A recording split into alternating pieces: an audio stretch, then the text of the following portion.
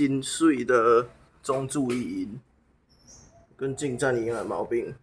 中柱这一颗螺丝只要拆掉，我在里面垫一条比较小的橡皮筋，大概这么小条，不是一般大条的，垫一条那个橡皮筋，或者是反正就是软的东西，它就不会有声音了。好，它几关，那个是那个声音，那就不管了。可是它现在不会有那个滴那个声音。目前呢，我刚刚试了2圈是没有声音的。一大早就在搞这个，这个一定要用冲击扳手拆，那颗螺丝没有用冲击扳手拆不下来。